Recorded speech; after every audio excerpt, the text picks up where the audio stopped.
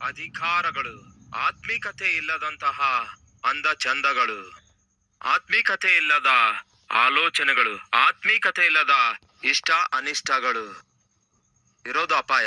ಎಷ್ಟು ಅಪಾಯವೆಂದರೆ ಬಹಳ ಅಪಾಯ. ಆದಿಕಾಂಡ 12ನೇ ಅಧ್ಯಾಯ 4ನೇ ವಚನ. ಯೆಹೋವನು ಅಬ್ರಹಾಮನಿಗೆ ಹೇಳಿದ ಪ್ರಕಾರವೇ ಅಬ್ರಹಾಮನು ಹೊರಟು ಹೋದನು ಎಂಬ ಪ್ರಶ್ನೆ ಒಂದು ವೇಳೆ ನಿಮಗಿರೋದಾದರೆ ಅದು ಬಹುಶಃ ದೇವರ ಚಿತ್ತ ಆಗಿರಲಿಲ್ಲ. ಯಾಕೆಂದರೆ ದೇವರು ಮುಂಚಿತವಾಗಿಯೇ ಹೇಳಿದ್ರು, ಅಬ್ರಹಾಮನೇ, ನಿನ್ನ ಬಂಧು ಬಳಗವನ್ನು ಬಿಟ್ಟು ನೀನು ಬೇರೆಯಾಗಬೇಕು. ಲೋಟನು ಯಾರು ಹೇಳಿ? ಬಂಧುವಾಗಿದ್ದ. ಅಬ್ರಹಾಮನಿಗೆ 2 ತಮ್ಮಂದಿರಿದ್ರು. ಯಾರ್ಯಾರು ಹೇಳಿ? ನಾಹೋರನು, ಹಾರಾನನು. ಈ ನಾಹೋರನು, ಹಾರಾನನು ಅಬ್ರಹಾಮನ ತಮ್ಮಂದಿರಾಗಿದ್ರು. ಹಾರಾನನು ಎನ್ನುವಂತಹ ತಮ್ಮನಿಗೆ ಹುಟ್ಟಿದವನೇ ಆಗಿದ್ದನು ಈ ಲೋಟನು. ಈಗ ಅಬ್ರಹಾಮನಿಗೆ ಲೋಟನು ಏನಾಗುತ್ತಾನೆ? ತಮ್ಮನ ಮಗನಾಗಿರೋದ್ರಿಂದ ಏನಾಗ್ತಾನೆ? ಮಗನೇ ಆಗುತ್ತಾನೆ. ಹಾಗೆಯೇ ಈ ಲೋಟನಿಗೆ ಅಬ್ರಹಾಮನು ಏನಾಗ್ತಾನೆ? ದೊಡ್ಡಪ್ಪ ಆಗುತ್ತಾನೆ. ಸೊ ನಿಮಗೆ ಅರ್ಥವಾಯ್ತಲ್ಲವೇ? ಅಬ್ರಹಾಮನಿಗೆ ಲೋಟನು ಏನಾಗುತ್ತಾನೆ? ಬಂಧು ಆಗುತ್ತಾನೆ. ಆದ್ರೆ ದೇವ್ರು ಹೇಳಿದೇನು? ಬಂಧು ಬಳಗ ಬಿಟ್ಟು ಬಿಡು ಅನ್ನುತ್ತಾರೆ. ಆದ್ರೆ ಅಬ್ರಹಾಮನು ಏನ್ ಮಾಡ್ತಿದ್ದಾನೆ? ತನ್ನ ಬಂಧುವನ್ನೇ ಕರೆದೊಯ್ತಿದ್ದಾನೆ. ಸಹೋದರ ಸಹೋದರಿಯರೇ, ನಮ್ಮ ಜೀವಿತದಲ್ಲಿ ಆತ್ಮಿಕರಾಗಿ ನಾವು ಕಾಣಿಸಿಕೊಳ್ಳುತ್ತಲೇ, ಆತ್ಮಿಕತೆಯನ್ನು ತೋರ್ಪಡಿಸುತ್ತಲೇ, ದೇವರು ಹೇಳಿದಂತೆಯೇ ಮಾಡುತ್ತಾ, ಯಾವುದೋ ಒಂದು ವಿಷಯದಲ್ಲಿ ದೇವರಿಗೆ ಇಷ್ಟವಿಲ್ಲದ್ದನ್ನು ನಾವು ನಮ್ಮೊಂದಿಗೆ ತೆಗೆದುಕೊಂಡು ಹೋಗುತ್ತೇವೆ. ನನ್ನ ಮಾತನ್ನು ಜಾಗ್ರತೆಯಿಂದ ಕೇಳಿ. ನಾವು ವಾಕ್ಯಾನುಸಾರವಾಗಿ ಜೀವಿಸುತ್ತಲೇ, ಸೇವೆಯಲ್ಲಿ ಪಾಲ್ಗೊಳ್ಳುತ್ತಲೇ, ಆತ್ಮೀಕರಾಗಿ ಮುಂದೆ ಸಾಗುತ್ತಲೇ, ನಾವು ತಿಳಿದು ಕೂಡ ಯಾವುದೋ ಒಂದು ತಪ್ಪು ಮಾಡುತ್ತಿರ್ತೇವೆ. ಯಾವುದೋ ಒಂದು ತಪ್ಪನ್ನು ಅನುಮತಿಸುತ್ತಾ ಇರುತ್ತೇವೆ. ದೇವರ ಚಿತ್ತದಲ್ಲಿರದಂತಹ ವ್ಯಕ್ತಿಯನ್ನು, ದೇವರಿಗೆ ಇಷ್ಟವಿಲ್ಲದಂತಹ ಒಂದು ಚಟವನ್ನು, ದೇವರು ಬೇಡ ಅಂದಿರುವುದನ್ನು ನಾವು ನಮ್ಮೊಂದಿಗೆ ಬರಗೊಡಿಸುತ್ತಾ ಇರ್ತೇವೆ, ನಮ್ಮೊಂದಿಗೆ ಇಟ್ಕೊಳ್ಳುತ್ತಾ ಇರ್ತೇವೆ. ಬಹುಶಃ ಇದೇ ಈ ದಿನ ನಿಮ್ಮ ಜೀವಿತದಲ್ಲಿ ನಡೆಯುತ್ತಾ ಇರಬಹುದು. ಒಮ್ಮೆ ಆಲೋಚಿಸಿ. ನೀವು ಒಬ್ಬ ಆತ್ಮಿಕರಾಗಿದ್ದೀರಿ, ವಾಕ್ಯಾನುಸಾರವಾಗಿ ಜೀವಿಸಬೇಕೆಂದು ಆಶಿಸುತ್ತಾ ಇದ್ದೀರಿ, ದೇವರ ಆಶೀರ್ವಾದ ಅನುಭವಿಸಬೇಕೆಂದು ನೀವು ಕೋರಿಕೊಳ್ತಾ ಇದ್ದೀರಿ. ಚೆನ್ನಾಗಿದೆ. ಆದರೆ ನಿಮ್ಮ ಜೀವಿತದಲ್ಲಿ ಯಾರೋ ಒಬ್ಬರನ್ನು, ನಿಮ್ಮೊಂದಿಗೆ ಇರಬಾರದಂಥವರನ್ನು ನೀವು ಇರಗೊಡಿಸುತ್ತಾ ಇದ್ದೀರಿ. ನಿಮ್ಮೊಂದಿಗೆ ಬರಕೂಡದಂಥವರನ್ನು ನೀವು ಬರಗೊಡಿಸುತ್ತಾ ಇದ್ದೀರಿ. ನೀವು ಮಾಡಕೂಡದಂತಹ ಕೆಲಸ ಯಾವುದೋ ಒಂದನ್ನು ಮಾಡುತ್ತಾ ಇದ್ದೀರಿ. ನಿಮ್ಮ ಜೀವಿತದಲ್ಲಿ ನೀವು ನಡೆಸಬಾರದ ಕಾರ್ಯವನ್ನು ನಡೆಸುತ್ತಾ ಇದ್ದೀರಿ ಮತ್ತು ಅದು ನಿಮಗೆ ಚೆನ್ನಾಗಿ ಗೊತ್ತು, ಅದು ತಪ್ಪೆಂದು. ಆದಾಗ್ಯೂ ಮಾಡ್ತಿದ್ದೀರಿ. ಒಬ್ಬ ನಿರ್ದಿಷ್ಟ ವ್ಯಕ್ತಿಯೊಂದಿಗಿನ ಸಂಬಂಧವು, ಬಾಂಧವ್ಯವು, ಬಂಧುತ್ವವು ತಪ್ಪು ಎಂದು ನಿಮಗೆ ಗೊತ್ತು. ಆದಾಗ್ಯೂ ಆ ಸಂಬಂಧ ಇಟ್ಕೊಂಡಿದ್ದೀರಿ. ಕೇಳಿ ಪ್ರಿಯ ದೇವಜನರೇ, ಅದು ಅಪಾಯ. ಅದು ನಿಮಗೆ ಕ್ಷೇಮವಲ್ಲ. ಅಬ್ರಹಾಮನು ತನ್ನ ಜೀವಿತದಲ್ಲಿ ಆತ್ಮೀಕವಾಗಿ ಆರಂಭದ ಹೆಜ್ಜೆಗಳನ್ನಿಡ್ತಿದ್ದಾನೆ. ಅಬ್ರಹಾಮನು ಒಬ್ಬ ನೂತನ ವಿಶ್ವಾಸಿಯಾಗಿದ್ದ. ದೇವರು ಅಬ್ರಹಾಮನನ್ನು ಕರೆದಾಗ ಅಬ್ರಹಾಮನು ತನ್ನ ತಂದೆಯ ಮನೆಯನ್ನು, ತನ್ನ ಸ್ವದೇಶವನ್ನು, ತನ್ನ ತಂದೆಯ ಮನೆಯನ್ನು ಬಿಟ್ಟು ದೇವರು ಹೊರಟು ಹೋಗು ಎಂದು ತೋರಿಸಿರುವ ದೇಶಕ್ಕೆ ಅವನು ಪ್ರಯಾಣ ಮಾಡಿ ಹೋಗುತ್ತಿರುವಾಗ, ದೇವರು ನಿನ್ನ ಬಂಧು ಬಳಗವನ್ನು ಬಿಟ್ಟು ಹೊರಟು ಹೋಗು ಅಂತ ಹೇಳಿದ್ರೆ ತನ್ನ ಬಂಧುವಾಗಿರುವ ಲೋಟನನ್ನು ತನ್ನೊಂದಿಗೆ ಕರೆದೊಯ್ತಿದ್ದಾನೆ. ಆಗ ಬಹುಶಃ ಅಬ್ರಹಾಮನು ಅಂದ್ಕೊಂಡಿರುತ್ತಾನೆ, ಎಲ್ಲಾ ಬಂಧುಗಳನ್ನು ಕರೆದೊಯ್ತಾ ಇಲ್ವಲ್ಲವೇ, ಒಬ್ಬನನ್ನೇ ಕರೆದೊಯ್ತಿದ್ದೇನಲ್ಲವೇ, ಇದೇನು ಪರವಾಗಿಲ್ಲ ಎಂಬುದಾಗಿ ಅಂದ್ಕೊಂಡಿರ್ತಾನೆ. ನಮ್ಮಲ್ಲಿಯೂ ಕೆಲವರು ಅಂಥವರಿದ್ದಾರೆ. ಒಂದೇ ತಪ್ಪಲ್ಲವೋ, ಒಂದೇ ಪಾಪ ಅಲ್ಲವೋ, ಈ ಒಂದೇ ಒಂದು ಬಲಹೀನತೆ ಅಲ್ಲವೋ, ಈ ಒಬ್ಬನೇ ಸ್ನೇಹಿತನಲ್ಲವೋ, ಪರವಾಗಿಲ್ಲ ಬಿಡಿ, ದೇವರು ಅರ್ಥ ಮಾಡಿಕೊಳ್ತಾರೆ ಬಿಡಿ ಎಂಬ ಆಲೋಚನೆ ನಮ್ಮಲ್ಲಿ ಕೆಲವರಿಗಿದೆ. ಅದಕ್ಕಾಗಿಯೇ ಆ ಒಂದೇ ಒಂದು ತಪ್ಪು ಮತ್ತೆ ಮತ್ತೆ ಮಾಡುತ್ತಾರೆ.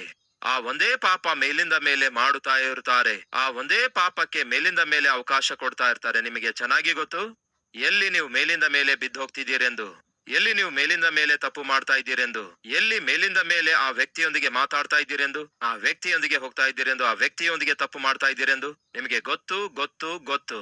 ಒಂದು ಕಡೆ ಆತ್ಮೀಕತೆಯನ್ನು ತೋರ್ಪಡಿಸುತ್ತಾ, ಇನ್ನೊಂದು ಕಡೆ ಪ್ರಾರ್ಥನೆ ಮಾಡುತ್ತಾ, ಮತ್ತೊಂದು ಕಡೆ ಸೇವೆಯಲ್ಲಿ ಪಾಲ್ಗೊಳ್ಳುತ್ತಾ, ಮತ್ತೊಂದು ಕಡೆ ಸಾಕ್ಷಿಯಾಗಿ ಜೀವಿಸುತ್ತಾ, ಇನ್ನೊಂದು ಕಡೆ ಸಭೆಗೂ ಕ್ರಮವಾಗಿ ಹೋಗುತ್ತಾ ಮತ್ತೊಂದು ಕಡೆ ಸುವಾರ್ತೆ ವ್ಯಾಪ್ತಿಗೋಸ್ಕರ ನೀವು ಕೈಲಾದಂತಹ ಸಹಾಯವನ್ನು ಕೂಡ ಮಾಡುತ್ತಾ ಯಾಕೆ ಆ ತಪ್ಪನ್ನು ನಿಮ್ಮ ಜೀವಿತದಲ್ಲಿ ಇರಲು ಬಿಡ್ತಾ ಇದ್ದೀರಿ? ಯಾಕೆ ಆ ಪಾಪವನ್ನು ನಿಮ್ಮ ಶರೀರದಲ್ಲಿ ಇರಲು ಬಿಡ್ತಾ ಇದ್ದೀರಿ? ಯಾಕೆ ನಿಮ್ಮ ಜೀವಿತದಲ್ಲಿ ಆ ಬಾಯಿಯ ಮೂಲಕ ಅಂತಹ ತಪ್ಪನ್ನು ಮಾಡುತ್ತಾ ಇದ್ದೀರಿ? ಕಣ್ಣಿನ ನೋಟದಿಂದ ಯಾಕೆ ಆ ತಪ್ಪು ಮಾಡುತ್ತಾ ಇದ್ದೀರಿ? ಆ ಸುಳ್ಳು ಹೇಳುವುದರ ಮೂಲಕ ಯಾಕೆ ದೇವರ ಮನಸ್ಸನ್ನು ನೋಯಿಸುತ್ತಾ ಇದ್ದೀರಿ ಎಂದು ಒಂದು ಸಾರಿ ಆಲೋಚಿಸಿ. ಆ ಅಬ್ರಹಾಮನಿಗೆ ದೇವರು ಹೇಳಿದ್ದೇನೆಂದ್ರೆ, ಎಲ್ಲರನ್ನು ಬಿಟ್ಟು ಬಿಟ್ಟು ಹೋಗಂತ ಹೇಳಿದ್ರೆ ಅವನ ಸಂಗಡ ಲೋಟನು ಕೂಡ ಬರುತ್ತಾನೆ, ಅಬ್ರಹಾಮನು ಕೂಡ ಅವನಿಗೆ ಬರಗೊಡಿಸುತ್ತಾನೆ. ಈಗ ಬಹು ಜಾಗ್ರತೆಯಿಂದ ಕೇಳಿ ನಾವು ಮುಂದಕ್ಕೆ ಹೋಗೋಣ. ಅಬ್ರಹಾಮನು ಏನನ್ನು ಮಾಡುತ್ತಿದ್ದಾನೆ, ಲೋಟನು ಏನನ್ನು ನೋಡ್ತಿದ್ದಾನೆ. ಜಾಗ್ರತೆಯಿಂದ ಕೇಳ್ರಿ, ಇವೆರಡಕ್ಕೂ ಡಿಫರೆನ್ಸ್ ಇದೆ. ಅಬ್ರಹಾಮನು ಏನ್ ಮಾಡ್ತಿದ್ದಾನೆ, ಲೋಟನು ಏನನ್ನು ನೋಡ್ತಿದ್ದಾನೆ. ಮಾಡುವಂಥವನೊಬ್ಬನು, ನೋಡುವಂಥವನೊಬ್ಬನು. ಮಾಡುವಂಥವನೇನಾಗುತ್ತಾನೆ, ನೋಡುವಂಥವನೇನಾಗುತ್ತಾನೆ. ನಮ್ಮಲ್ಲಿಯೂ ಮಾಡುವಂಥವರಿರ್ತಾರೆ, ನೋಡುವಂಥವರು ಕೂಡ ಇರ್ತಾರೆ. ಒಂದು ವೇಳೆ ನೀವು ಮಾಡುವಂಥವರಾಗಿರೋದಾದ್ರೆ ಏನಾಗ್ಲಿಕ್ಕಿದ್ದೀರಿ, ಇಲ್ಲವೇ ನೋಡುವಂಥವರಾಗಿರೋದಾದ್ರೆ ಏನು ನಡೆಯುವಂಥದ್ದಾಗಿರುತ್ತೆ ನಿಮ್ಮ ಜೀವಿತದಲ್ಲಿ ಎನ್ನುವುದನ್ನು ಕಲೀಲಿಕ್ಕಿದ್ದೇವೆ. ನೋಡೋಣ ಬನ್ನಿ. ಆದಿಕಾಂಡ 12ನೇ ಅಧ್ಯಾಯ 7ನೇ ವಚನ. ಯೆಹೋವನು ಅಬ್ರಹಾಮನಿಗೆ ಪ್ರತ್ಯಕ್ಷನಾಗಿ, ನಾನು ಈ ದೇಶವನ್ನು ನಿನ್ನ ಸಂತಾನಕ್ಕೆ ಕೊಡುವೆನು ಅಂದನು. ತನಗೆ ದರ್ಶನ ಕೊಟ್ಟ ಯೆಹೋವನಿಗೆ ಅಬ್ರಹಾಮನು ಯಜ್ಞವೇದಿಯನ್ನು ಕಟ್ಟಿಸಿದನು. ಅವನು ಅಲ್ಲಿಂದ ಹೊರಟು ಬೇತೇಲಿಗೆ ಮೂಡಲಲ್ಲಿರುವ ಗುಡ್ಡಕ್ಕೆ ಬಂದು ತನ್ನ ಗುಡಾರವನ್ನು ಹಾಕಿಸಿ ಇಳುಕೊಂಡನು. ಪಶ್ಚಿಮಕ್ಕೆ ಬೇತೇಲು, ಪೂರ್ವಕ್ಕೆ ಆಯಿ ಎಂಬ ಊರು ಇದ್ದವು. ಅಲ್ಲಿಯೂ ಯೆಹೋವನಿಗೋಸ್ಕರ ಯಜ್ಞವೇದಿಯನ್ನು ಕಟ್ಟಿಸಿದನು. ಅಬ್ರಹಾಮನು ಈಗ ತಾನೇ ಹೇಳಿದ ಹಾಗೆ ಒಬ್ಬ ನೂತನ ವಿಶ್ವಾಸಿಯಾಗಿದ್ದನು. ನೂತನವಾಗಿ ದೇವರ ಹೆಜ್ಜೆಯ ಜಾಡಿಯಲ್ಲಿ ನಡೆಯುವಂತವನಾಗಿದ್ದನು.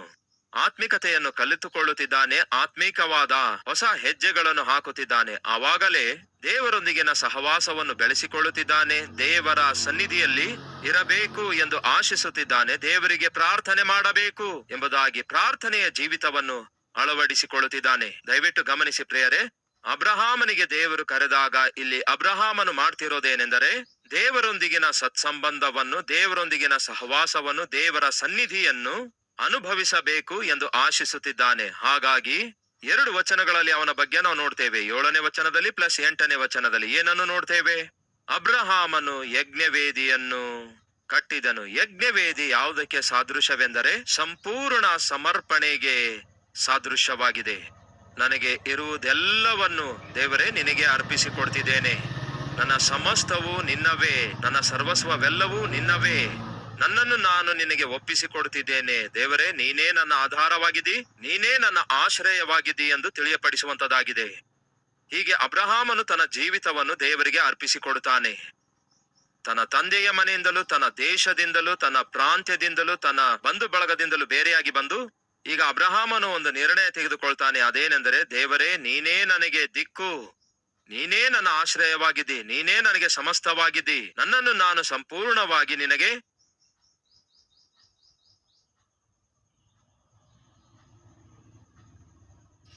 ಒಪ್ಪಿಸಿಕೊಡುತ್ತಿದ್ದೇನೆ ಎಂಬುದಾಗಿ ತನ್ನನ್ನು ತಾನು ದೇವರಿಗೆ ಒಪ್ಪಿಸಿಕೊಡುತ್ತಾನೆ. ಬುದ್ದಲಿಗಳಲ್ಲಿ ಕೂಡ ಹೊಯ್ಯೋದಿಲ್ಲ. ಹಳೆ ಬುದ್ದಲಿ ಇರೋದಾದ್ರೆ ಅದರೊಳಗೆ ಹೊಸ ದ್ರಾಕ್ಷರಸ ಹೊಯ್ದ್ರೆ ಅದು ಹಾಳಾಗಿ ಹೋಗುತ್ತೆ. ಅದೇ ರೀತಿ ಹೊಸದಾಗಿರುವ ಬುದ್ದಲಿಯೊಳಗೆ ಹುಳಿ ಹಿಡಿದಿರುವಂತಹ ಹಳೆ ದ್ರಾಕ್ಷ ಹೊಯ್ಯುವುದಾದ್ರೆ ಅದರಿಂದ ಯಾವ ಉಪಯೋಗ ಇರಲ್ಲ. ಹಾಗೆಯೇ ನಿಮ್ಮ ಜೀವಿತ ಹಳೆಯದಾಗಿರೋದಾದ್ರೆ ದೇವರು ಹೊಸದಾಗಿ ಏನೋ ಮುಸುಕು ಹಾಕುವ ಪ್ರಯತ್ನ ಮಾಡಲ್ಲ. ಪ್ರಿಯ ಸಹೋದರ ಸಹೋದರಿಯರೇ, ಒಂದು ವೇಳೆ ದೇವರು ನಿಮ್ಮ ಜೀವಿತವನ್ನು ಫಲಭರಿತವಾದ ಪ್ರಯೋಜನಕರವಾದ ಪಾತ್ರೆಯಾಗಿ ದೇವರು ಮಾರ್ಪಡಿಸಬೇಕೆಂದು ನೀವು ಆಶಿಸುವುದಾದರೆ ಸಂಪೂರ್ಣವಾಗಿ ನಿಮ್ಮ ಜೀವಿತವನ್ನು ಕರ್ತನಿಗೆ ಒಪ್ಪಿಸಿಕೊಡಿರಿ. ಪ್ರತಿ ಏರಿಯಾದಲ್ಲಿ ದೇವರ ಅಧಿಕಾರಕ್ಕೆ ಒಪ್ಪಿಸಿಕೊಡಿರಿ. ದೇವರೇ, ನನ್ನ ಜೀವಿತದಲ್ಲಿ ಸಮಸ್ತವನ್ನು ನಿಮಗೆ ಒಪ್ಪಿಸಿಕೊಡ್ತೇನೆ, ಆದರೆ ಈ ಏರಿಯಾ ಮಾತ್ರ ನಿನಗೆ ಒಪ್ಪಿಸಿಕೊಡಲ್ಲ ದೇವರೇ. ಏನನ್ನುತ್ತಾರೆ? ಈ ಏರಿಯಾ ಮಾತ್ರ ನಿನಗೆ ಒಪ್ಪಿಸಿಕೊಡಲ್ಲ ದೇವರೇ. ಯಾವುದು ಆ ಏರಿಯಾ? ಅದು ಸ್ವಲ್ಪ ಪರ್ಸನಲ್ ದೇವರೇ. ಇದು ಸ್ವಲ್ಪ ಪರ್ಸನಲ್ ಆಗಿದೆ ದೇವರೇ. ಈ ಪರ್ಸನಲ್ ಮ್ಯಾಟರ್ ಅನ್ನು ಟಚ್ ಮಾಡಬೇಡ ದೇವರೇ. ಈ ದಿನ ನಮ್ಮಲ್ಲಿ ಬಹಳಷ್ಟು ಜನ ಪರ್ಸನಲ್ ಮ್ಯಾಟರ್ಸ್ ಗಳನ್ನು ಇಟ್ಕೊಂಡಿದ್ದಾರೆ. ಈ ಪರ್ಸನಲ್ ಮ್ಯಾಟರ್ ಅನ್ನು ಟಚ್ ಮಾಡಬೇಡಿ, ಈ ಪರ್ಸನಲ್ ವಿಷಯಗಳನ್ನು ಟಚ್ ಮಾಡಬೇಡಿ ಅನ್ನುತ್ತಾರೆ. ದಯವಿಟ್ಟು ಕೇಳ್ರಿ, ನಿಮಗೂ ದೇವರಿಗೂ ಮಧ್ಯದಲ್ಲಿ ಯಾವುದೇ ಪರ್ಸನಲ್ ಮ್ಯಾಟರ್ಸ್ ಗಳು ಎಂದಿಗೂ ಕೂಡ ಇರಬಾರದು. ನಿಮ್ಮ ಜೀವಿತ ಸಂಪೂರ್ಣವಾಗಿ ದೇವರಿಗೆ ಒಪ್ಪಿಸಿಕೊಡುವುದಾದರೆ ನಿಮ್ಮ ಜೀವಿತದ ಪ್ರತಿಯೊಂದು ಏರಿಯಾದಲ್ಲಿ ದೇವರಿಗೆ ಅಧಿಕಾರವನ್ನು ಕೊಡಿರಿ. ಆಗ ದೇವರು ನಿಮ್ಮ ಜೀವಿತ ಸಂಪೂರ್ಣವಾಗಿ ತನ್ನ ಕೈಗೆ ತೆಗೆದುಕೊಂಡು ನೀವು ಆಶಿಸಿರುವುದಕ್ಕಿಂತಲೂ ಬೇಡಿರುವುದಕ್ಕಿಂತಲೂ ಅತ್ಯದ್ಭುತವಾಗಿ ನಿಮ್ಮ ಜೀವಿತವನ್ನು ಮಾರ್ಪಡಿಸ್ತಾರೆ ಎಂಬ ಈ ವಿಷಯವನ್ನು ಮರೆಯಬೇಡಿರಿ. ಈಗ ಸ್ವಲ್ಪ ಮುಂದೆ ಹೋಗೋಣ ಬನ್ನಿ. ಅಬ್ರಹಾಮನು ಅಲ್ಲಿ ತನ್ನ ಜೀವಿತವನ್ನು ದೇವರಿಗೆ ಸಂಪೂರ್ಣವಾಗಿ ಅರ್ಪಿಸಿಕೊಡ್ತಾನೆ. ನೋಡಿ, ಒಂದು ಯಜ್ಞವೇದಿ ಕಟ್ಟಬೇಕಾದ್ರೆ ನಿಮಗೆ ಗೊತ್ತಲ್ಲವೋ, ಒಂದು ಯಜ್ಞವೇದಿ ಕಟ್ಟಬೇಕಾದ್ರೆ ಏನೆಲ್ಲ ಬೇಕಾಗ್ತದೆ? ಕಲ್ಲುಗಳು, ಕಟ್ಟಿಗೆಗಳು ಬೇಕಾಗ್ತವೆ. ಅಬ್ರಹಾಮನಿಗೆ ಮಗನಿದ್ದಾನಂತಿರೋ ಇಲ್ಲ ಅಂತಿರೋ, 12ನೇ ಅಧ್ಯಾಯದ ಪ್ರಕಾರ, 13ನೇ ಅಧ್ಯಾಯದ ಪ್ರಕಾರ ಅಬ್ರಹಾಮನಿಗೆ ಅಲ್ಲಿಯವರೆಗೂ ಇನ್ನು ಮಗನೂ ಹುಟ್ಟಿರಲಿಲ್ಲ. ಈಗ ಲೋಟನು ಅಬ್ರಹಾಮನಿಗೆ ಏನಾಗುತ್ತಾನೆ? ಮಗನಿಗೆ ಸಮಾನನಾಗಿರುತ್ತಾನೆ. ಹಾಗಾಗಿ ಈಗ ಅಬ್ರಹಾಮನು ಯಜ್ಞವೇದಿ ಕಟ್ಟುವುದಕ್ಕಾಗಿ ಕಟ್ಟಿಗೆಗಳನ್ನು ಜೋಡಿಸಿಕೊಳ್ಳುತ್ತಿರುವಾಗ ಲೋಟನು ಕೂಡ ಸಹಾಯ ಮಾಡಿರುತ್ತಾನಲ್ಲವೇ? ಖಚಿತವಾಗಿಯೂ ಸಹಾಯ ಮಾಡಿರುತ್ತಾನೆ. ದೊಡ್ಡಪ್ಪ ಆಗಿ ಅವನು ಕಟ್ಟಿಗೆಗಳನ್ನು ಆರಿಸುತ್ತಿರುವಾಗ, ಏನು ದೊಡ್ಡಪ್ಪ, ಯಾಕೆ ಕಟ್ಟಿಗೆಗಳನ್ನು ಆರಿಸಿಕೊಳ್ತಾ ಇದ್ದಿ? ಹೌದು ಮಗನೇ, ದೇವರಿಗೆ ಯಜ್ಞವೇದಿ ಕಟ್ಟಲಿಕ್ಕಿದ್ದೇನೆ, ದೇವರಿಗೋಸ್ಕರ ಯಜ್ಞವೇದಿಯನ್ನು ಕಟ್ಟಲಿಕ್ಕಿದ್ದೇನೆ. ಆ ಯಜ್ಞವೇದಿಗಾಗಿ ಕಟ್ಟಿಗೆಗಳು ಬೇಕು, ಕಟ್ಟಿಗೆಗಳನ್ನು ಆರಿಸಿಕೊಂಡು ಜೋಡಿಸುತ್ತಿದ್ದೇನೆ. ದೊಡ್ಡಪ್ಪ, ನಾನು ಕೂಡ ಬಂದು ಸಹಾಯ ಮಾಡ್ತೇನೆ ನಿಮಗೆ ಅಂದಾಗ, ಆಯ್ತು ಬಾ ಮಗನೇ, ಬಂದು ಸಹಾಯ ಮಾಡು ಎಂದು ಹೀಗೆ ದೊಡ್ಡಪ್ಪ ಯಜ್ಞವೇದಿ ಕಟ್ಟುತ್ತಿರುವಾಗ ಖಚಿತವಾಗಿಯೂ ಲೋಟನು ತನ್ನ ದೊಡ್ಡಪ್ಪನಿಗೆ ಸಹಾಯ ಮಾಡೇ ಮಾಡಿರುತ್ತಾನೆ. ಕಟ್ಟಿಗೆಗಳನ್ನು ಆರಿಸುವ ವಿಷಯದಲ್ಲಿ, ಕಟ್ಟಿಗೆಗಳನ್ನು ಜೋಡಿಸುವ ವಿಷಯದಲ್ಲಿ ಖಚಿತವಾಗಿಯೂ ಲೋಟನು ತನ್ನ ದೊಡ್ಡಪ್ಪನಿಗೆ ಸಹಾಯ ಮಾಡಿರುತ್ತಾನೆ. ಈ ದೊಡ್ಡಪ್ಪ ಏನೋ ರಹಸ್ಯವಾಗಿ ಏನು ಮಾಡ್ತಾ ಇಲ್ಲ. ದೊಡ್ಡಪ್ಪನಿಗೆ ಇರುವಂತಹ ಭಕ್ತಿ, ದೊಡ್ಡಪ್ಪ ಕಟ್ಟುತ್ತಾ ಇರುವಂತಹ ಯಜ್ಞವೇದಿಯನ್ನು ರಹಸ್ಯವಾಗಿ ಕಟ್ಟಲಿಲ್ಲ. ಕೇಳಿ ಸಹೋದರ ಸಹೋದರಿಯರೇ, ನಿಮ್ಮ ಆತ್ಮಿಕ ಜೀವಿತವನ್ನು ರಹಸ್ಯವಾಗಿ ಮುಚ್ಚಿಡುವ ಪ್ರಯತ್ನ ಮಾಡಬೇಡಿ. ನಮ್ಮಲ್ಲಿಯೂ ಕೆಲವರು ತಮ್ಮ ಭಕ್ತಿಯನ್ನು ಮುಚ್ಚಿಡುವಂತಹ ಪ್ರಯತ್ನ ಮಾಡುತ್ತಾರೆ. ನೀವು ದೇವರನ್ನು ನಂಬಿದ್ದೀರಿ ಎಂದು, ದೇವರಿಗೆ ಪ್ರಾರ್ಥನೆ ಮಾಡುತ್ತಾ ಇದ್ದೀರಿ ಎಂದು, ನೀವು ರಕ್ಷಣೆ ಹೊಂದಿದ್ದೀರಿ ಎಂದು, ದೀಕ್ಷಾಸ್ನಾನ ತೆಗೆದುಕೊಂಡಿದ್ದೀರಿ ಎಂದು, ನೀವು ಸಭೆಗೆ ಹೋಗುತ್ತಾ ಇದ್ದೀರಿ ಎಂದು, ನೀವು ಒಬ್ಬ ಕ್ರೈಸ್ತರಾಗಿದ್ದೀರಿ ಎಂದು, ಕ್ರಿಸ್ತನಲ್ಲಿ ನಂಬಿಕೆ ಇಡುತ್ತಾ ಇದ್ದೀರಿ ಎಂದು ಲೋಕದಲ್ಲಿ ಯಾರಿಗೂ ಗೊತ್ತಾಗಬಾರದು. ರಹಸ್ಯವಾಗಿಯೇ ನಿಮ್ಮ ಭಕ್ತಿಯನ್ನು ನೀವು ಮುಚ್ಚಿಡುವ ಪ್ರಯತ್ನ ಮಾಡುತ್ತೀರಿ. ದಯವಿಟ್ಟು ಗಮನಿಸಿ ಪ್ರಿಯರೇ, ಬೈಬಲ್ ಹೇಳುತ್ತದೆ, ನನ್ನ ಕುರಿತಾಗಿ ಜನರ ಮುಂದೆ ಒಪ್ಪಿಕೊಳ್ಳಲಾರದವನ ವಿಷಯದಲ್ಲಿ ದೇವದೂತರ ಮುಂದೆ ನಾನು ಕೂಡ ಅವನನ್ನು ಒಪ್ಪಿಕೊಳ್ಳೋದಿಲ್ಲ. ಜನರ ಮುಂದೆ ಧೈರ್ಯವಾಗಿ ನಾನು ಯೇಸುವನ್ನು ನಂಬಿದ್ದೇನೆ ಎಂಬುದಾಗಿ ಹೇಳಿಕೊಳ್ಳಲು ನೀವು ನಾಚಿಕೆ ಪಡುತ್ತಿರುವುದಾದರೆ, ನಿಮ್ಮಂಥವರ ಕುರಿತಾಗಿ ದೇವರು ತನ್ನ ದೇವದೂತರ ಮುಂದೆ ನಿಮ್ಮ ವಿಷಯದಲ್ಲಿ ನಾಚಿಕೆ ಪಡ್ತಾರಂತೆ. ಕೇಳಿ ಸಹೋದರ ಸಹೋದರಿಯರೇ, ಭಕ್ತಿಯನ್ನು ದಯವಿಟ್ಟು ರಹಸ್ಯವಾಗಿ ಮುಚ್ಚಿಡಬೇಡಿ. ಅಬ್ರಹಾಮನು ಒಬ್ಬ ಅನ್ಯನಾಗಿದ್ದನು. ಅವನ ತಂದೆ ಎಫ್ರೋಟಿಸ್ ನದಿಯ ಆಚೆಯ ದಡದಲ್ಲಿರುವ ದೇವತೆಗಳನ್ನು ಪೂಜಿಸುವವನಾಗಿದ್ದನು. ಆದರೆ ಈಗ ಅಬ್ರಹಾಮನು ಜೀವವುಳ್ಳ ದೇವರಲ್ಲಿ ನಂಬಿಕೆ ಇಡುತ್ತಿದ್ದಾನೆ. ತನಗಿರುವ ನಂಬಿಕೆಯನ್ನು ಗುಡಾರದ ಒಳಗಡೆಯೇ ಮುಚ್ಚಿಡಲಾರದಂತೆ ಯಜ್ಞವೇದಿ ಕಟ್ಟಿ ತೋರಿಸುತ್ತಿದ್ದಾನೆ. ಯಜ್ಞವೇದಿ ಕಟ್ಟಬೇಕಾದ್ರೆ ಗುಡಾರದ ಒಳಗಡೆ ಕಟ್ಟುತ್ತಾರೋ, ಇಲ್ಲವೇ 4 ಜನ ನೋಡುವಂತಹ ಹೊರ ಪ್ರದೇಶದಲ್ಲಿ ಕಟ್ತಾನೋ? ನೀವೇ ಹೇಳಿ. ಹೊರಗಡೆ ಕಟ್ಟಿರುತ್ತಾನೋ, ಮನೆ ಒಳಗಡೆ ಕಟ್ಟಿರುತ್ತಾನೋ? ಏನ್ ಅನ್ನುತ್ತೀರಿ ನೀವು? ಹೊರಗಡೆಯೇ ಕಟ್ಟಿರುತ್ತಾನಲ್ಲವೇ? ಹೊರಗಡೆಯೇ ಕಟ್ಟಿರುವುದಾದ್ರೆ 4 ಜನ ನೋಡಿರ್ತಾರಲ್ಲವೇ? ಅಂದ್ರೆ ಅರ್ಥವೇನು? ಅವನು ತನಗಿರುವ ನಂಬಿಕೆಯನ್ನು ತಾನು ರಹಸ್ಯವಾಗಿ ಮೇಂಟೈನ್ ಮಾಡುತ್ತಾ ಇಲ್ಲ, ತಾನು ಬಹಿರಂಗವಾಗಿ ತಿಳಿಯಪಡಿಸ್ತಿದ್ದಾನೆ. ಯಾಕೆ ನೀನು ಕಟ್ಟಿಗೆ ಆರಿಸುತ್ತಾ ಇದ್ದಿ? ಯಾಕೆ ಕಟ್ಟಿಗೆ ಜೋಡಿಸುತ್ತಾ ಇದ್ದಿ? ಅಷ್ಟಕ್ಕೂ ನೀನು ಏನ್ ಮಾಡ್ತಾ ಇದ್ದಿ? ಜೀವವುಳ್ಳಂತಹ ದೇವರಾಗಿರುವ ಯೆಹೋವನನ್ನು ನಾನು ಸೇವಿಸುತ್ತಿದ್ದೇನೆ. ಆ ಯೆಹೋವನಿಗೆ ನಾನು ಯಜ್ಞವೇದಿಯನ್ನು ಕಟ್ಟುತ್ತಿದ್ದೇನೆ. ಅಷ್ಟೇ ಅಲ್ಲ, ಯೆಹೋವನಿಗೆ ಯಜ್ಞವೇದಿಯನ್ನು ಕಟ್ಟಿ ನಾನು ನನ್ನ ಯೆಹೋವನಿಗೆ ಪ್ರಾರ್ಥನೆಯನ್ನು ಮಾಡುತ್ತೇನೆ ಅನ್ನುತ್ತಾನೆ. ಏನ್ ಮಾಡ್ತಾನೆ ನೋಡಿ, ಓದುತ್ತಿದ್ದೇನೆ 8ನೇ ವಚನ. ಯೆಹೋವನಿಗೋಸ್ಕರ ಯಜ್ಞವೇದಿಯನ್ನು ಕಟ್ಟಿಸಿ, ಈಗ ಮುಂದಿನ ಸಾಲನ್ನು ಓದುತ್ತಾ ಇದ್ದೇನೆ, ಗಮನ ಕೊಟ್ಟು ಕೇಳಿ. 12ನೇ ಅಧ್ಯಾಯ 8ನೇ ವಚನ ಏನ್ ಹೇಳುತ್ತೆ ವಾಕ್ಯ? ಯೆಹೋವನಿಗೋಸ್ಕರ ಯಜ್ಞವೇದಿಯನ್ನು ಕಟ್ಟಿಸಿ ಯೆಹೋವನ ನಾಮದಲ್ಲಿ ಏನ್ ಮಾಡಿದನಂತೆ? ಪ್ರಾರ್ಥನೆ ಮಾಡಿದನಂತೆ. ಯಜ್ಞವೇದಿಯನ್ನು ಕಟ್ಟಿಸಿದ. ಮತ್ತೊಮ್ಮೆ ಹೇಳ್ತೇನೆ, ಯಜ್ಞವೇದಿ ಅನ್ನುವಂಥದ್ದು ರಹಸ್ಯವಾಗಿ ಗುಡಾರದಲ್ಲಿ ಕಟ್ಟುವಂಥದ್ದಲ್ಲ, ಅದು ಗುಡಾರದ ಹೊರಗಡೆ ನಿರ್ಮಿಸುವಂತದ್ದಾಗಿದೆ. ಅಂದರೆ ಆ ಅಬ್ರಹಾಮನು ತನಗಿರುವಂತಹ ನಂಬಿಕೆಯನ್ನು 4 ಗೋಡೆಗಳ ಮಧ್ಯದಲ್ಲಿ ಇಲ್ಲವೇ ಗುಡಾರದ ಒಳಗಡೆ ಮಾತ್ರವೇ ಇಟ್ಟುಕೊಳ್ಳದೆ 4 ಜನರಿಗೆ ಕಾಣಿಸುವ ಹಾಗೆ ತನ್ನ ನಂಬಿಕೆಯನ್ನು ಅವನು ತೋರ್ಪಡಿಸ್ತಿದ್ದಾನೆ. ಹಾಗೆ ಯಜ್ಞವೇದಿ ಕಟ್ಟುತ್ತಾ ಇರುವಾಗ ಲೋಟನು ಖಚಿತವಾಗಿಯೂ ಸಹಾಯ ಮಾಡಿರುತ್ತಾನೆ. ಯಾಕೆಂದ್ರೆ ಅಬ್ರಹಾಮನಿಗೆ ಮಕ್ಕಳು ಇಲ್ಲದೆ ಇರುವಾಗ ಲೋಟನು ಅಬ್ರಹಾಮನಿಗೆ ಮಗನಿಗೆ ಸಮಾನನಾಗಿರೋದ್ರಿಂದ ಖಚಿತವಾಗಿಯೂ ಕಟ್ಟಿಗೆಗಳನ್ನು ಆರಿಸುವ ಸಮಯದಲ್ಲಿ, ಕಟ್ಟಿಗೆಗಳನ್ನು ತರುವ ಸಮಯದಲ್ಲಿ, ಕಟ್ಟಿಗೆಗಳನ್ನು ಜೋಡಿಸುವ ಸಮಯದಲ್ಲಿ ಲೋಟನು ಖಚಿತವಾಗಿಯೂ ಯಜ್ಞವೇದಿ ಕಟ್ಟುವ ವಿಷಯದಲ್ಲಿ ಸಹಾಯ ಮಾಡಿದ್ದಿರುತ್ತಾನೆ. 2ನೇದು, ಅಬ್ರಹಾಮನು ಯಜ್ಞವೇದಿ ಕಟ್ಟಿಸಿದ ನಂತರ ಏನ್ ಮಾಡಿದನಂತೆ? ಪ್ರಾರ್ಥನೆ ಮಾಡಿದನು. ತನ್ನ ತಂದೆಗೆ ಸಮಾನನಾಗಿರುವಂತಹ, ಅಂದರೆ ದೊಡ್ಡಪ್ಪ ಯಜ್ಞವೇದಿ ಕಟ್ಟಿ ದೇವರಿಗೆ ಪ್ರಾರ್ಥಿಸುವಾಗ ಲೋಟನು ಏನ್ ಮಾಡಿದ್ದಿರಬಹುದು ಎಂದು ಒಮ್ಮೆ ಹೇಳ್ತೀರಾ? ಏನ್ ಮಾಡಿದ್ದಿರಬಹುದು? ಅವನು ಕೂಡ ಪ್ರಾರ್ಥಿಸಿರಬಹುದು. ತನ್ನ ದೊಡ್ಡಪ್ಪ ಪ್ರಾರ್ಥನೆ ಮಾಡುತ್ತಾ ಇರುವಾಗ ಲೋಟನು ಕೂಡ ಪ್ರಾರ್ಥನೆ ಮಾಡಿರಬಹುದು. ಆದರೆ ಲೋಟನು ಅಲ್ಲಿ ಪ್ರಾರ್ಥಿಸಿರುವಂತೆ ಏನಾದ್ರೂ ಕಾಣಿಸುತ್ತದೋ? ಕಾಣಿಸುವುದಿಲ್ಲ. ದೊಡ್ಡಪ್ಪ ಯಜ್ಞವೇದಿ ಕಟ್ಟುತ್ತಿರುವಾಗ, ದೊಡ್ಡಪ್ಪ ನೀನು ನಿನಗೋಸ್ಕರ ಯಜ್ಞವೇದಿ ಕಟ್ಟುತ್ತಾ ಇದೆಯಲ್ಲವೇ, ನಾನು ಕೂಡ ನನಗೋಸ್ಕರ ಒಂದು ಯಜ್ಞವೇದಿ ಕಟ್ಟುತ್ತೇನೆ. ನಂಬಿಕೆ ಎನ್ನುವುದು ವೈಯಕ್ತಿಕವಾಗಿದೆ. ಪ್ರಿಯ ಸಹೋದರ ಸಹೋದರಿಯರೇ, ಕೇಳ್ತಿದ್ದೀರಾ? ನಂಬಿಕೆ ಎನ್ನುವಂಥದ್ದು ವೈಯಕ್ತಿಕವಾಗಿದೆ. ನೀವು ಮೊಳಕಾಲೂರಿ ಪ್ರಾರ್ಥಿಸುವಾಗ ದೇವರೊಂದಿಗೆ ವೈಯಕ್ತಿಕವಾಗಿ ಮಾತಾಡಿಕೊಳ್ತೀರಿ. ನೀವು ದೀಕ್ಷಾ ಸ್ನಾನ ತೆಗೆದುಕೊಳ್ಳುತ್ತಿರುವಾಗ ನಿಮ್ಮ ಕುಟುಂಬಕ್ಕೋಸ್ಕರ ನೀವು ದೀಕ್ಷಾ ಸ್ನಾನ ತೆಗೆದುಕೊಳ್ಳುವುದಿಲ್ಲ, ನಿಮಗೋಸ್ಕರ ನೀವೇ ದೀಕ್ಷಾ ಸ್ನಾನ ತೆಗೆದುಕೊಳ್ತೀರಿ. ಕರ್ತನ ಮೇಜಿನಲ್ಲಿ ಪಾಲ್ಗೊಂಡು ರೊಟ್ಟಿ ದ್ರಾಕ್ಷರಸದಲ್ಲಿ ಪಾಲ್ಗೊಳ್ಳುತ್ತಿರುವಾಗ ಕುಟುಂಬಕ್ಕೋಸ್ಕರ ಪಾಲ್ಗೊಳ್ಳೋದಿಲ್ಲ, ನಿಮಗೋಸ್ಕರ ನೀವೇ ಪಾಲ್ಗೊಳ್ಳುತ್ತೀರಿ.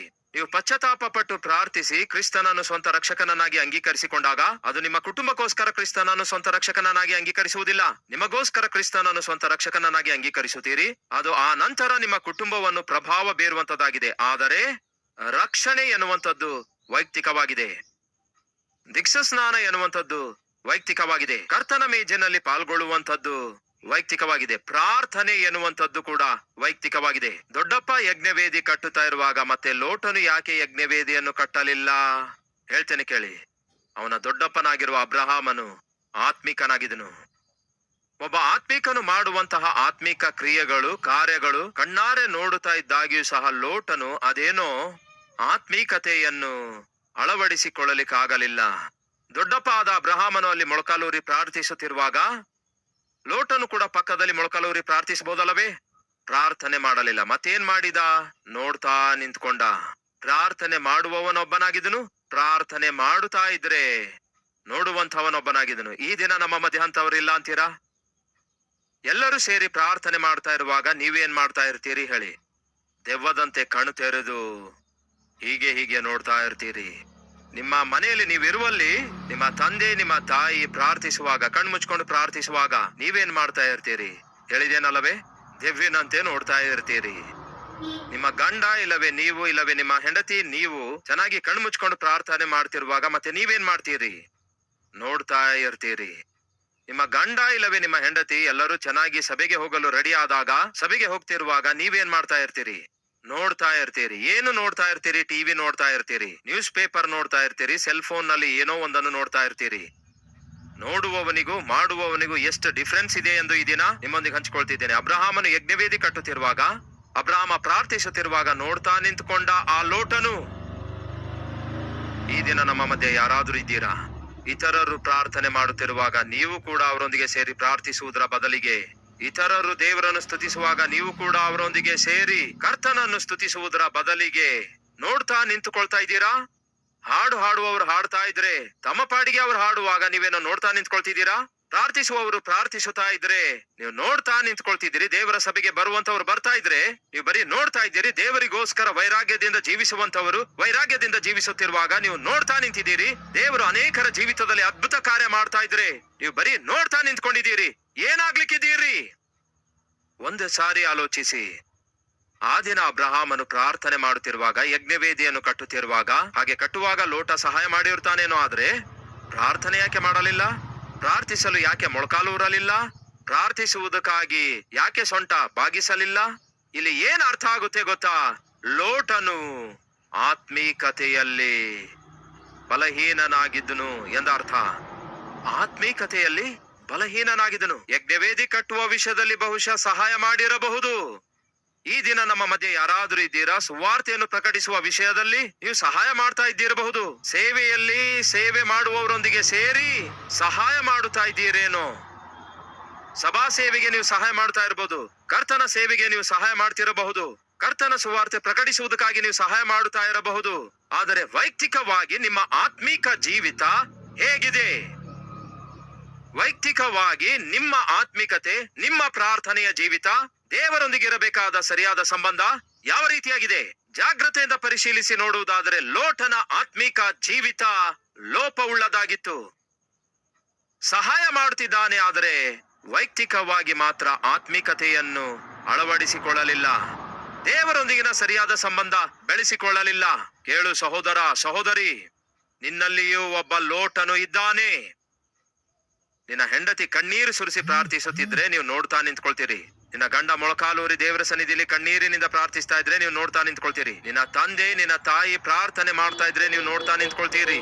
ಹಾಗಾದ್ರೆ ನೀನ್ ಯಾವಾಗ ಪ್ರಾರ್ಥಿಸುತ್ತಿ? ನೀನು ಯಾವಾಗ ಕಣ್ಣೀರನ್ನು ಸುರಿಸುತ್ತಿ?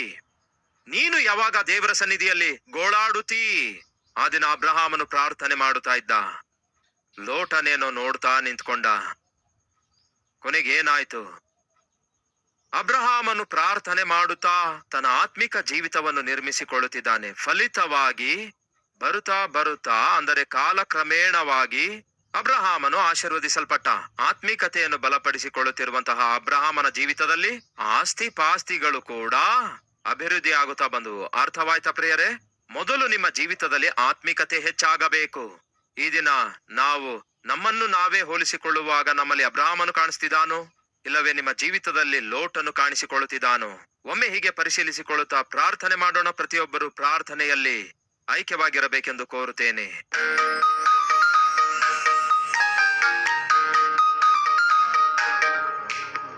ಪರಿಶುದ್ಧನಾದ ತಂದೆಯೇ, ಈ ದಿನ ನಾವು ಕೇಳಿದ್ದೇವೆ, ಒಬ್ಬನೇನೋ ತನ್ನ ಆತ್ಮೀಕತೆಯನ್ನು ನಿರ್ಮಿಸಿಕೊಂಡ, ಮತ್ತೊಬ್ಬನೇನೋ ತನ್ನ ಆತ್ಮಿಕತೆಯನ್ನು ನಿರ್ಲಕ್ಷ್ಯ ಮಾಡಿದ. ಈ ದಿನ ನಮ್ಮಲ್ಲಿಯೂ ಅಂಥವರಿದ್ದಾರೆ ದೇವರೇ. ತಮ್ಮ ಆತ್ಮೀಕತೆಯನ್ನು ನಿರ್ಮಿಸಿಕೊಳ್ಳುವಂಥವರು ಇದ್ದಾರೆ, ಆತ್ಮೀಕತೆಯನ್ನು ನಿರ್ಲಕ್ಷ್ಯ ಮಾಡುವಂಥವರು ಕೂಡ ಇದ್ದಾರೆ ಎಂದು ಬಹು ವಿವರವಾಗಿ ಎಷ್ಟೋ ಆತ್ಮಿಕ ಪಾಠಗಳನ್ನು ನಮಗೆ ಕಲಿಸಿಕೊಟ್ಟಿದ್ದೀರಿ ದೇವರೇ. ಬಿತ್ತಲ್ಪಟ್ಟ ಈ ವಾಕ್ಯವನ್ನು ಕೇಳಿರುವಂತಹ ನಿಮ್ಮ ಮಕ್ಕಳು ಅಬ್ರಹಾಮನನ್ನು ಹೋಲುವಂತೆ ಜೀವಿಸಬೇಕು, ಅಬ್ರಹಾಮನಂತೆಯೇ ಆಶೀರ್ವದಿಸಲ್ಪಡಬೇಕು, ಅಬ್ರಹಾಮನಂತೆಯೇ ಆದರ್ಶಕರವಾಗಿ ನಿಲ್ಲಬೇಕು. ಅಂತಹ ಕೃಪೆಯನ್ನು ನಮಗೆ ದಯಪಾಲಿಸಿರಿ. ಲೋಟನಿಂದ ನಮ್ಮನ್ನು ದೇವರೇ ದೂರ ಮಾಡಿರಿ. ಲೋಟನ ಆತ್ಮಿಕತೆಯನ್ನು ನಮ್ಮಿಂದ ದೂರ ಮಾಡಿರಿ ದೇವರೇ. ಆ ಲೋಟನು ಅನುಸರಿಸುವವನಾಗಿರಲಿಲ್ಲ, ಆದರೆ ಅಬ್ರಹಾಮನಾದರೂ ಅನುಸರಿಸುವವನಾಗಿದ್ದ. ನಿಮ್ಮ ವಾಕ್ಯವನ್ನು ಕೇಳಿ ಅನುಸರಿಸುವಂತಹ ಮನಸ್ಸನ್ನು ನಮಗೆ ದಯಪಾಲಿಸಿರಿ. ನಿಮ್ಮ ಸನ್ನಿಧಿಯಲ್ಲಿ ಮೊಳಕಾಲೂರಿ ಪ್ರಾರ್ಥಿಸುವಂತಹ ಮನಸ್ಸನ್ನು ನಮಗೆ ದಯಪಾಲಿಸಿರಿ. ನಮ್ಮನ್ನು ನಾವು ಸಂಪೂರ್ಣವಾಗಿ ಮೇಲಿಂದ ಮೇಲೆ ದೇವರೇ ನಿಮಗೆ ಅರ್ಪಿಸಿಕೊಡುತ್ತಾ ನಿಮ್ಮ ಚಿತ್ತವನ್ನು ಗ್ರಹಿಸಿ ಜೀವಿಸುವ ಭಾಗ್ಯ ನಮ್ಮೆಲ್ಲರಿಗೂ ದಯಪಾಲಿಸಿರೆಂದು ಯೇಸುವಿನ ನಾಮದಲ್ಲಿ ಬೇಡಿ ಹೊಂದಿದ್ದೇವೆ ತಂದೆಯೇ. ಆಮೇನ್.